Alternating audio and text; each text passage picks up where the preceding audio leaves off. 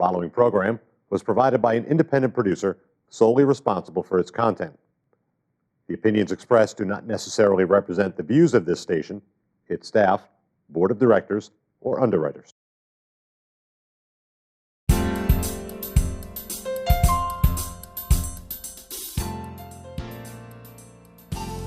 Today's trip beyond the Garden Gate has us enjoying two completely different adventures. First, one local homeowner shows us how he turned his backyard into a sugar shack and produces delicious maple syrup.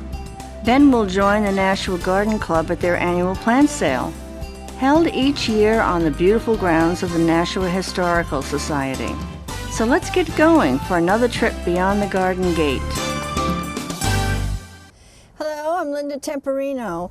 Welcome to another episode of Beyond the Garden Gate.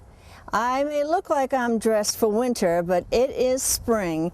This is Chip McGee and his daughter Kate, and we're at their house, and he is making maple syrup.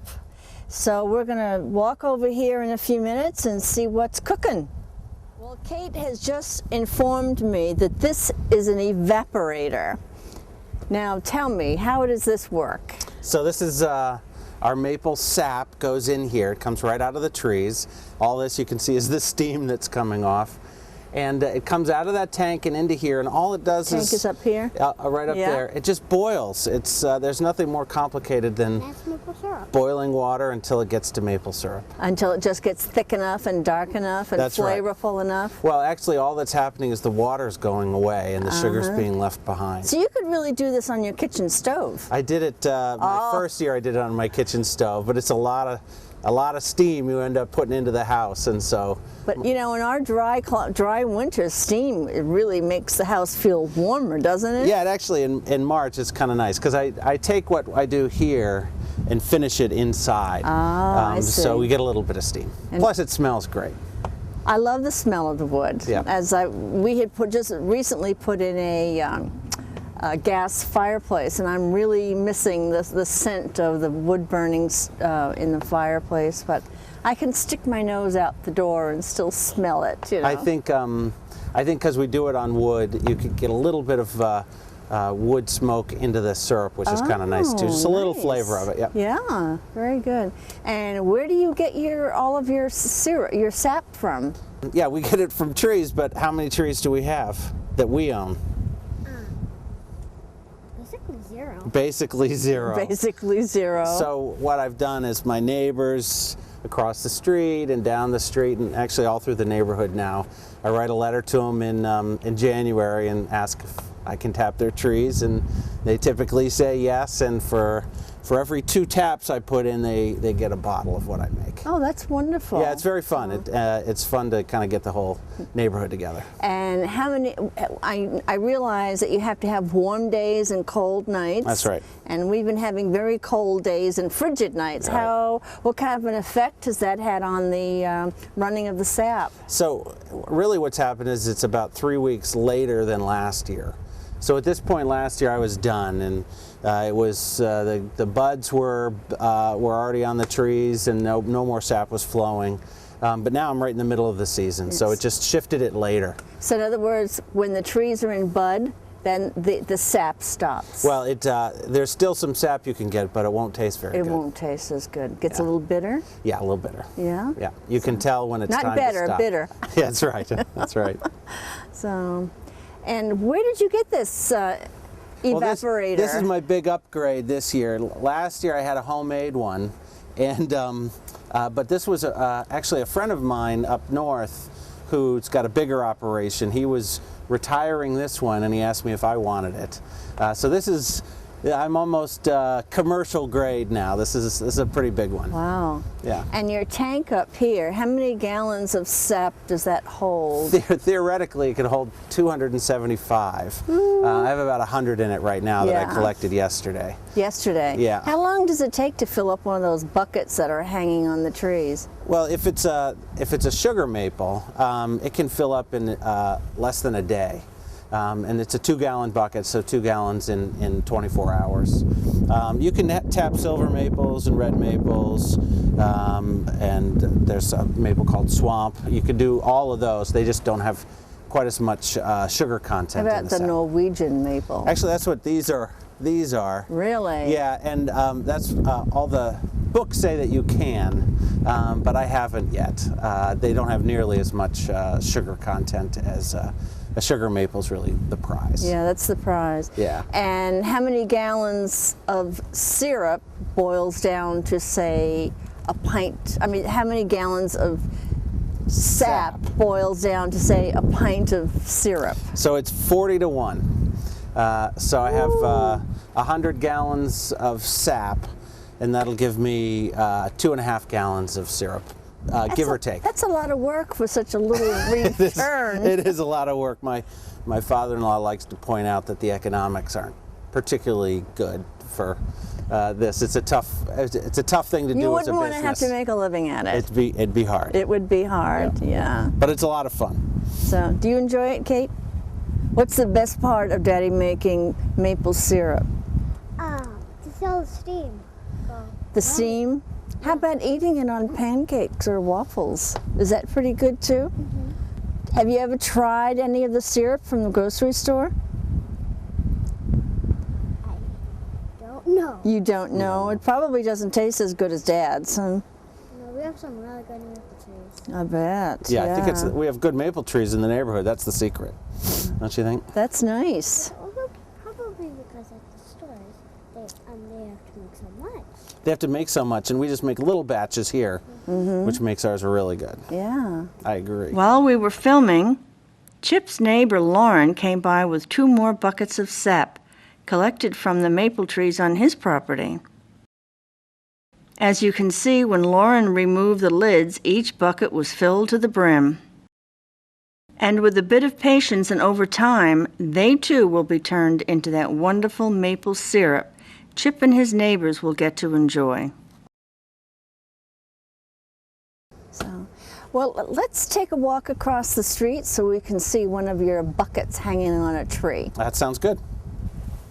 So here we are. Now this is a sugar maple, correct? Yeah, this is the right tree. Yeah, it's a big difference in the bark from the Norwegian maple to this. This is it's Yeah, very, you get big flat plates on here, much more, and the other one is more grooves. Yeah. Now, I see a hole over here to the right of the bucket. The camera can't see it though. Yep. Is that from a previous Yeah, year? so I've tapped this one probably 5 or 6 times Oh, now. wow. And you always want to move a little bit, so give the tree time to recover. Does it make any difference if you go high or low, or? No, you can actually tap up as high as you can reach, but once you've tapped, you can't tap above or below it for about 2 feet So in it each has direction. to heal from the inside out? That's right. Yeah, That's or right. else it'll just ooze, right? That's right. Yeah. That's right. So, well, let's see what we have for today's harvest. All right, so we got this yesterday, so this is just what we've done today. Kate declares another bucket full. I'll take it off and give it to Kate to pour in.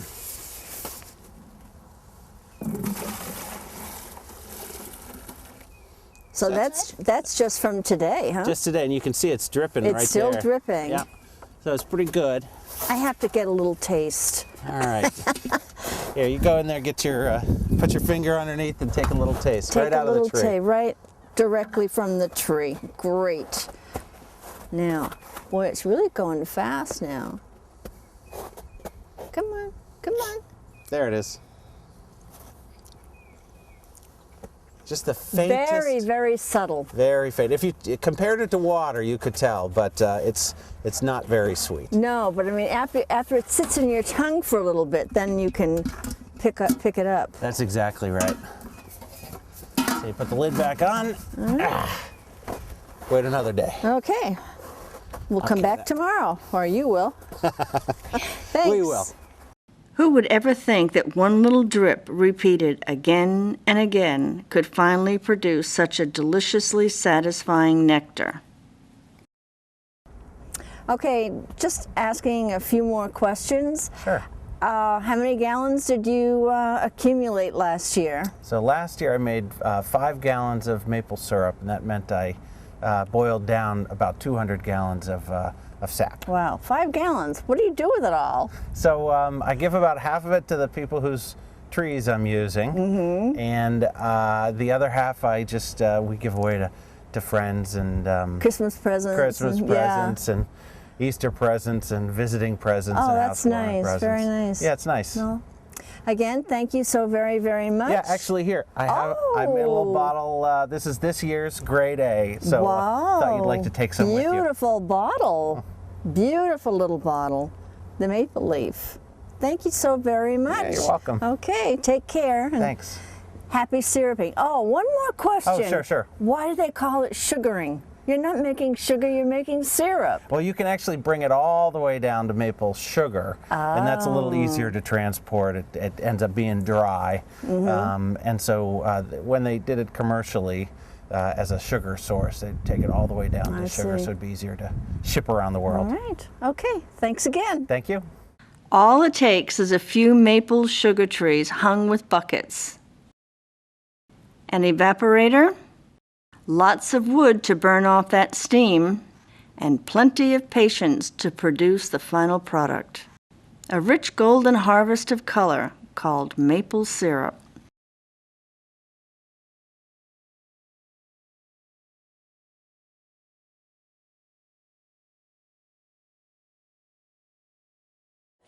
Good morning. I'm Linda Temporino. Welcome to another episode of Beyond the Garden Gate.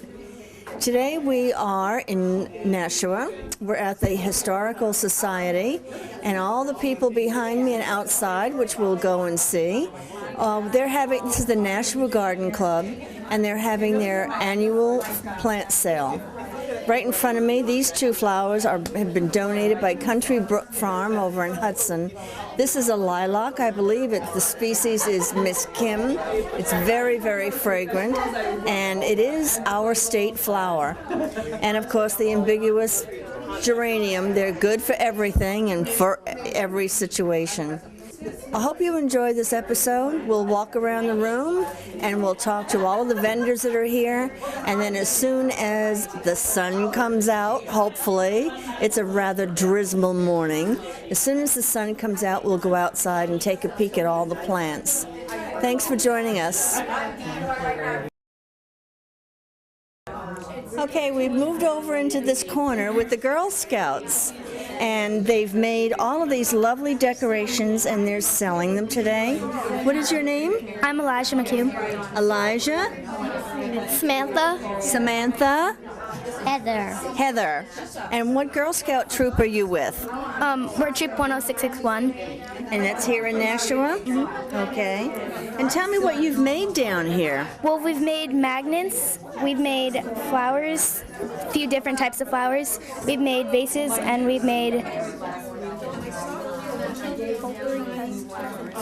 You say it. Potpourri presents. They're lavender. Oh, how pretty. Pretty. Very, very nice. And what are you raising money for? We're raising money for a bronze award for an activity book and a coloring book for the hospitals. Yeah. For the children in the hospitals? Yeah. Yeah. So, because we had a fellow scout that was in a hospital and she was bored, so we decided to do something. It's very nice. This is Heather, and she's going to tell us how they've made these beautiful vases and what they're for. They're for flowers, and they're made out of duct tape, and it took us at least about 2 days to complete, not on the same tape. Did you say they're made out of duct tape? Yes, and glass And glass. plastic. I've never seen such decorative duct tape. Did you paint it?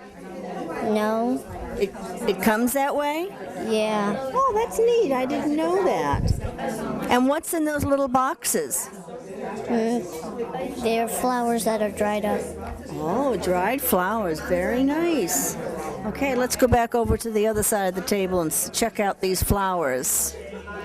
Okay. We're going to check out these flowers again. What are they? What are they made out of? They're made out of tissue paper and pipe cleaners. And pipe cleaners? Yeah. Nice. And how much are you selling the flowers for? 25 cents. Yeah, 25 cents. 25 cents. And what about the magnets? They're 50 cents. 50 cents. Okay. And what are these here? These are duct tape flowers. I made them. They're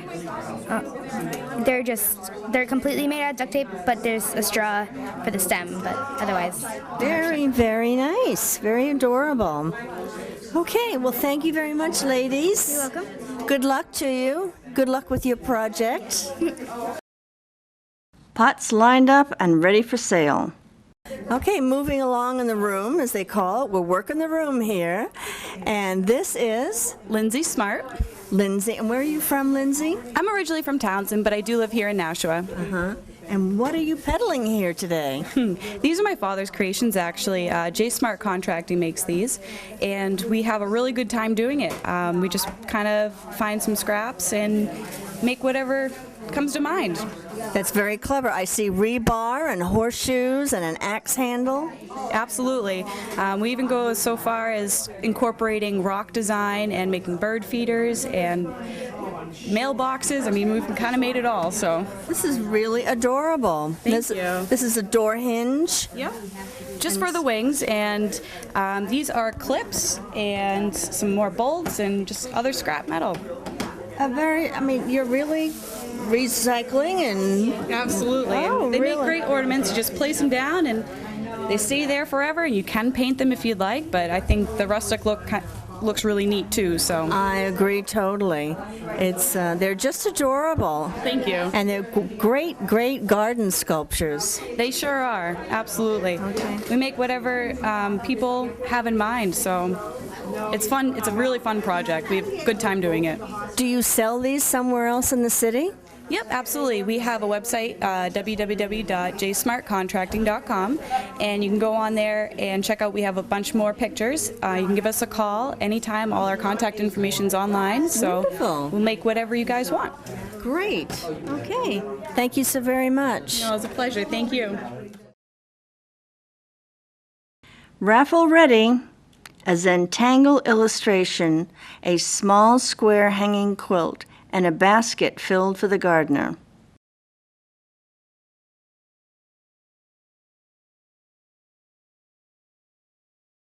Across the room, a bounty of more baskets brimming with all kinds of goodies waiting to be raffled off.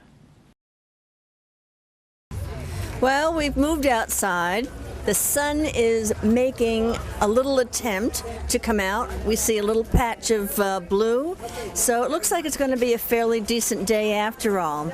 This is Lois Scotto. She's with the Nashua Garden Club, former president, and today you are the chairperson for this plant sale. I am. How long did it take you to plan these sales? We plan these sales a year in advance.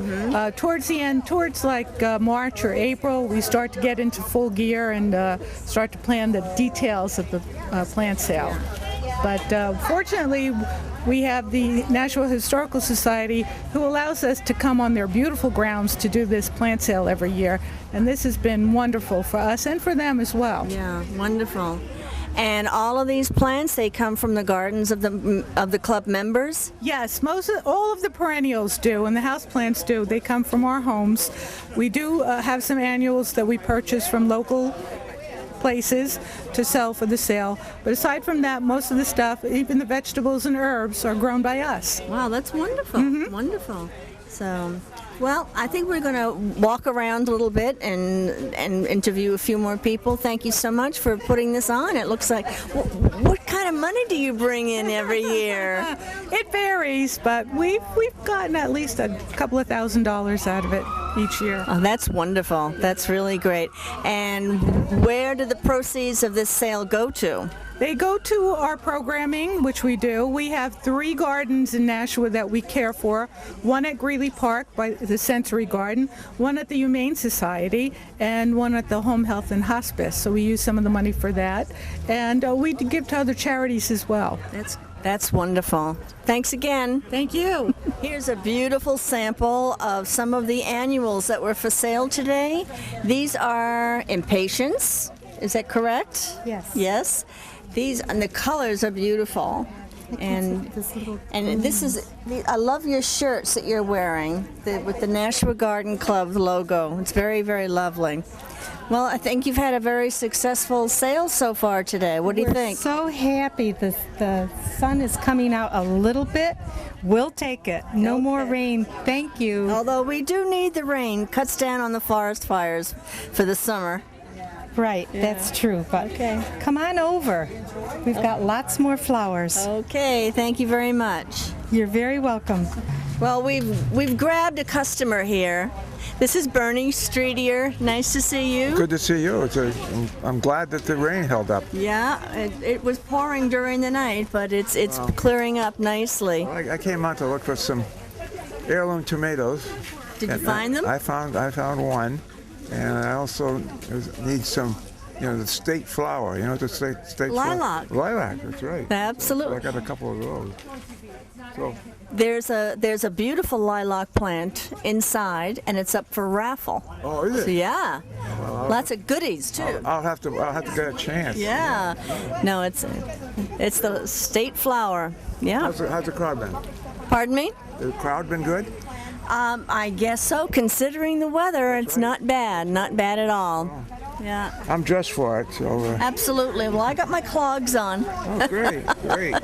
This winter has been deadly on the gardens. It has. It really has. And I know it was also deadly on other things too.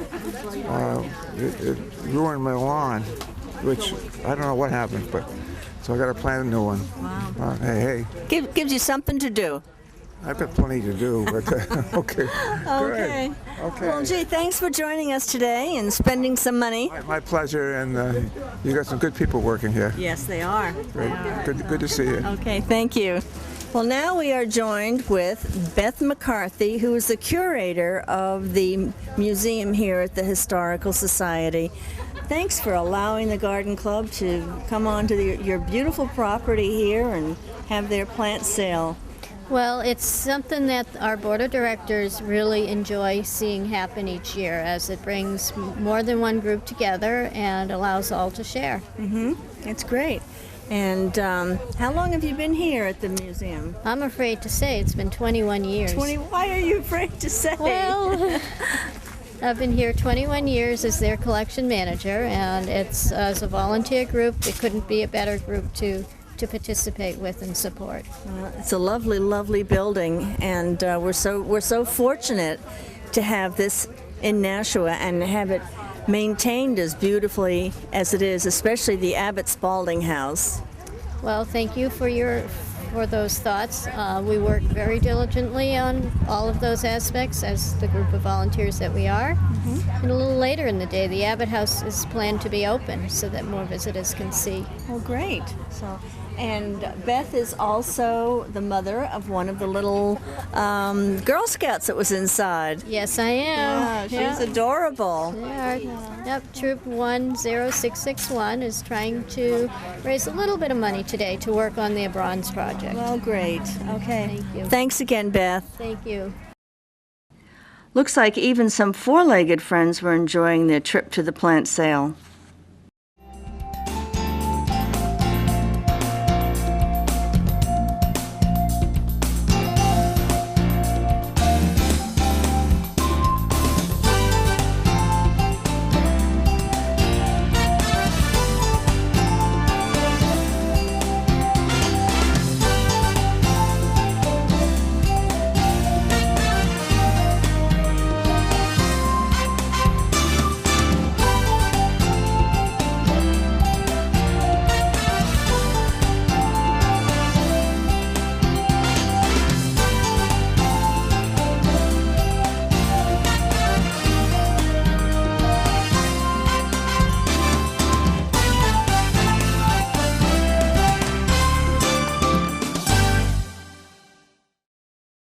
The preceding program was provided by an independent producer solely responsible for its content.